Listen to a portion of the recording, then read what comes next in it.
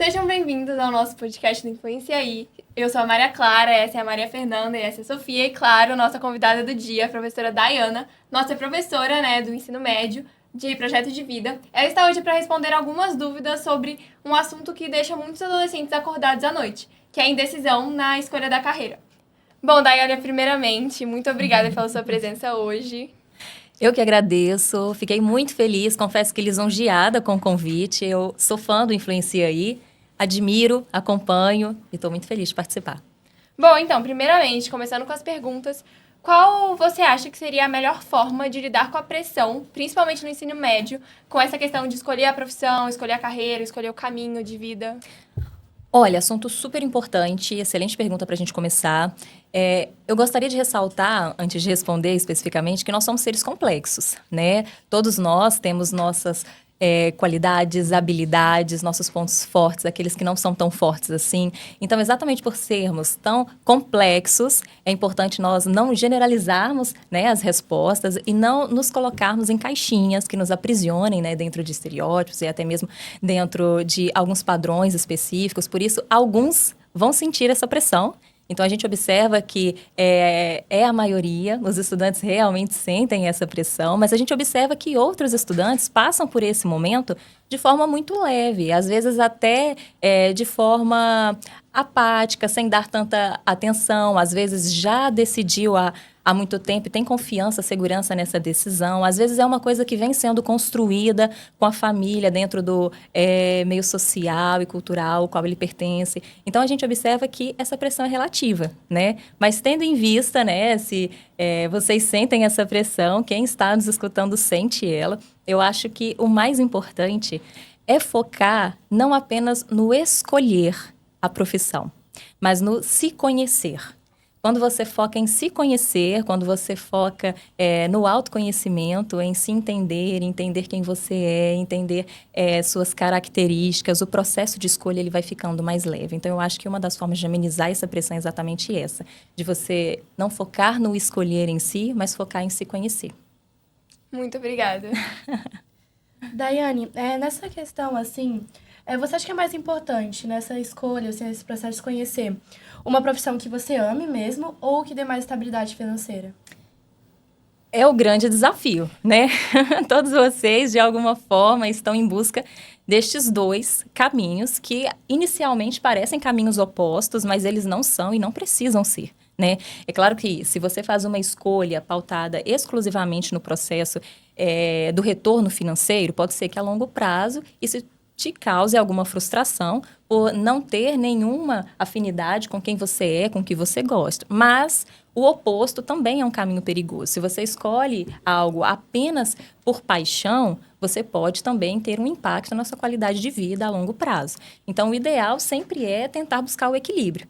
Então, uma paixão que dentro de um projeto possa te trazer estabilidade financeira a longo prazo, com acompanhamento, com instrução, com muito estudo, ou até mesmo você escolher algo que possa trazer esse retorno financeiro imediato e dentro desse algo você ir construindo pequenas paixões, para que você possa então associar o meio termo e trazer um equilíbrio para essa escolha.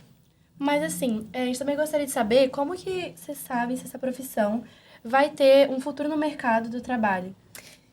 Ótimo. Nós estamos vivendo hoje um processo de transição, né? Então, nós estamos observando aí o boom tecnológico, essa grande imersão dentro do espaço da esfera digital. A gente tem visto como as IAs, né, elas estão tomando lugar dentro do mercado, tanto profissional quanto acadêmico, né? O próprio comércio em si, adotando as IAs como grandes estratégias. Então, eu acho que uma grande dica é você estar atento, lendo, participando de fóruns, de congressos, se interessando por questões relacionadas à economia, à política, à tecnologia, conversar com profissionais que já estão na área, perguntar o que eles acham da profissão deles a longo prazo, quais tendências eles observam, porque eu acredito que isso vai, a longo prazo, dar para vocês algumas pistas das profissões que vão permanecer, né, daqui 40, 50 anos e daquelas profissões que a longo prazo elas vão perder um pouquinho de força.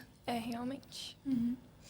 E Daiane, o que que eu devo observar durante o ensino médio para ajudar na escolha da minha profissão?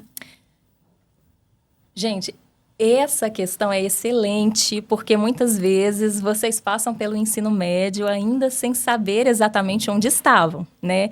Então, acho que essa presença, ela é extremamente importante, você se observar durante o ensino médio. Então, todas aquelas disciplinas que vocês fazem, é claro, tem um propósito relacionado à aquisição do conhecimento, mas também tem um propósito relacionado às aptidões de vocês. Então, eu acho que passar o ensino médio observando quais disciplinas vocês têm mais afinidade, o que vocês gostam de fazer dentro dessa dinâmica que é proposta na escola. Por exemplo, você se identifica mais com atividades que são individuais ou você gosta mais de atividades que são coletivas? Você prefere estar dentro de um contexto de liderança ou você prefere, é mais reservado, então gosta de estar em um contexto dos bastidores, atrás das câmeras? O ensino médio é para isso, para você se observar, entender quais são as áreas do conhecimento às quais você se identifica, gosta, que você sente que desperta em você algum prazer. Então, eu acho que o ideal é você passar pelo ensino médio se observando,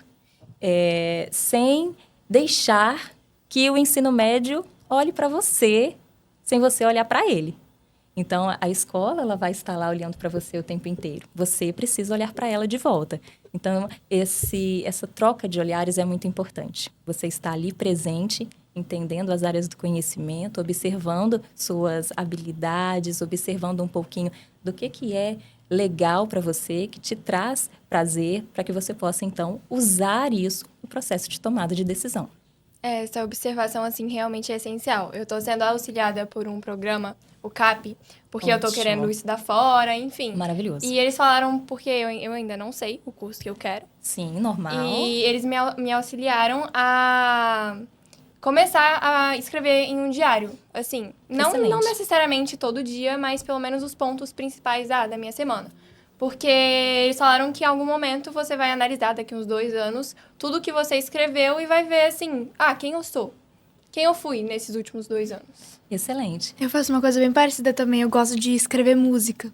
Então, eu também tenho esse sonho de estudar fora, igual você. Eu escrevo música, assim, em inglês mesmo. E aí, tipo, muitas das coisas que eu tô sentindo, eu só passo pro papel.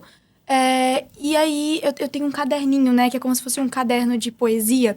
E aí, eu vou escrevendo. Às vezes, eu escrevo uma poesia. Às vezes, eu escrevo uma letra de música inteira. Eu acho que é muito legal, né? Essa ideia do diário e também de escrever canções, poesias, pra poder se entender melhor, né? Que a gente acaba deixando nossas emoções externas a gente. Fica mais fácil de observar. Perfeito. Eu acho que é uma excelente dica, principalmente para quem está escutando, porque é o momento que você tem de colocar no papel o que você está sentindo e ir analisando aquilo com um olhar externo. Muitas vezes, quando a gente deixa aquilo apenas no interior, vai crescendo, crescendo, e às vezes a gente não consegue administrar depois, em virtude da proporção que toma. Quando você coloca para fora, você consegue olhar com um olhar mais analítico, mais criterioso e usar aquilo a seu favor.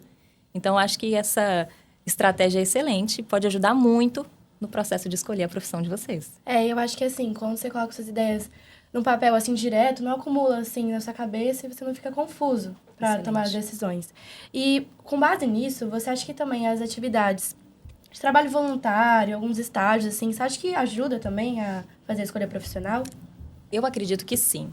Ajuda muito, principalmente porque, como nós falamos sobre a complexidade do ser humano, nós falamos sobre o fato de sermos muito diferentes, e agora estamos falando de toda essa administração relacionada aos nossos sentimentos e toda essa subjetividade que cresce em nós, nós temos que ter a maior gama de vivências possível. Essa variedade de experiências vai contribuir para o repertório de vocês, vai contribuir para a bagagem cultural de vocês. Quanto mais experiências vocês viverem, mais isso facilita no processo de autoconhecimento. E quanto mais vocês se conhecerem, mais fácil essa tomada de decisão de qual profissão seguir vai se tornar. Então, quanto mais experiências vocês viverem, quanto mais vocês se conhecerem, mais fácil fica o processo de tomada de decisão. E eu acho muito importante também nós normalizarmos, por exemplo, a indecisão, né? E também é importante termos em mente que as escolhas que vocês fizerem, elas não são estáticas e não vão e nem devem permanecer as mesmas até o fim. Então, vocês vão escolher agora, vão experimentar ainda mais. O ensino superior, ele vai trazer muitas possibilidades. Vocês vão, no ensino superior, viver diferentes experiências, com a possibilidade de criar o currículo histórico de vocês. E, a partir daí, vocês vão tomando também outras decisões. Isso vai se acumulando e é essa bagagem que forma um bom profissional. Então, quando você não se limita e permanece de mente aberta, com o espírito disponível a aprender, as coisas vão acontecendo e gradativamente você vai se tornando um profissional, vai se posicionando no mercado. E eu acho que isso é extremamente importante para essa geração, né? Para vocês e para todas as transformações que a gente está observando. Qual seria o melhor caminho para uma pessoa indecisa seguir? Além dessa questão do autoconhecimento, você acha que ela deveria buscar outros lugares ou outros aspectos, mesmo que a São Domingos seja uma escola muito completa nesse quesito, às vezes algumas coisas externas ajudam muito nessa decisão? Ajudam sim, eu acho que é uma construção. Então, a tomada de decisão, ela não é isolada, ela vai vir por meio de diferentes aspectos, através de várias influências, né? Então, influencia aí, pode contribuir para a tomada de decisão dos nossos ouvintes. E uma dica interessante que eu gostaria de compartilhar é o teste vocacional, que é um recurso, né, externo à escola que pode ajudar muito para quem está nesse espaço da indecisão. Então, se você está realmente muito indeciso, se você já transitou por diferentes áreas do conhecimento e você observa que não se encaixa em nenhuma delas, então, se você já tentou várias estratégias e ainda assim está desconfortável, eu acho que um teste vocacional, ele é excelente nestes casos. E interessante dizer, não o teste vocacional disponível nos aplicativos ou na internet, em sites aleatórios. O teste vocacional em consultório psicológico, acompanhado por uma profissional que seja especialista em carreiras. Então, uma psicóloga que tenha essa especialização e que possa guiar esse processo. Hoje, a estimativa é que um teste vocacional, orientado por uma profissional especialista na área, ele tem um índice de acerto de aproximadamente 90%. Então, ela vai fazer esse processo com você, muitas vezes é junto com a família, e ele costuma ser muito assertivo. Então, se você ainda está com bastante dúvida, é algo que está te incomodando, trazendo desconforto, um teste vocacional ele pode ajudar. Foi muito bom você trazer a questão do teste vocacional, porque eu não sei se isso ainda é verídico, mas eu estava fazendo uma pesquisa com meu pai e a gente viu que nos Estados Unidos, a maioria das escolas, elas aplicam um teste vocacional no período do 9º para o 1º ano, porque aí o ensino médio da pessoa já é mais direcionado para a área que ela quer. Exatamente. Hoje, vários sistemas educacionais pelo mundo, eles já pensam e refletem esses aspectos, né, relacionados a como você deve se preparar para o mercado de trabalho. E nós temos aqui no Brasil agora, por regulamentação da nossa base nacional, que é o BNCC, o projeto de vida, que é uma disciplina que foi implementada pensando exatamente nessa necessidade, que é uma necessidade mundial, né? A decisão, a tomada de decisão relacionada à profissão de vocês. Então, o projeto de vida, ele vai chegar para vocês no ensino médio com esse propósito, de ajudá-los a pensar sobre o assunto, de ajudá-los a refletir sobre essa temática, de colocar, né, uma pulguinha atrás da orelha para fazer vocês questionarem algumas decisões, porque muitas vezes são decisões influenciadas, às vezes, pela família, às vezes uma escolha que foi feita por uma questão de status, ou até mesmo escolher uma profissão porque ela está em evidência, mas não necessariamente uma profissão que vai te trazer realização, satisfação, sucesso a longo prazo. Então, o projeto de vida no ensino médio tem essa finalidade, mostrar para vocês, instigar vocês e fomentar esse assunto na escola para facilitar esse processo. Muito obrigada. Daiane, eu e a Maria Clara, a gente até falou que ela escreve, né, no diário dela, eu escrevo poema e música, e isso ajuda a gente a se conhecer melhor. Sim. Mas eu queria saber, o que mais pode ajudar a gente a se conhecer melhor nesse período? Bom, eu acho que vocês treinarem a presença, a consciência presente, se observarem, se autoanalisarem, não passarem despercebidas na sala, na escola, nas atividades extracurriculares, que vocês realmente estejam ali focadas, tentando entender quais sentimentos aquilo provoca em vocês. Então, na aula de matemática, você sente muita dificuldade, sente muita resistência, tentar compreender essa resistência, de onde ela vem, onde possivelmente ela começou a acontecer. É muita dificuldade, por exemplo, em interpretar textos. Começar a investigar se você tem hábito de leitura, começar a investigar se você sente prazer no momento de escutar músicas e começar realmente a se observar. Porque a nossa rotina, o dia a dia, ele acaba nos roubando esses momentos. Então, nós temos poucas oportunidades de realmente praticar o ócio, né? Ficar realmente à toa, pensando em nós, pensando na vida. E eu acho que para vocês que estão nesse momento, o ócio também é importante. Então, uma rotina equilibrada que permita vocês ter estes momentos de ócio para vocês refletirem sobre vocês e sobre o caminho que vocês querem seguir. Então, às vezes, uma rotina desajustada, sobrecarregada, pode atrapalhar nesse processo. Então, tentar, na medida do possível, junto com a família, junto com os amigos, ajustar a rotina, ajustar o dia a dia para vocês terem momentos para pensar, refletir e entender um pouquinho vocês.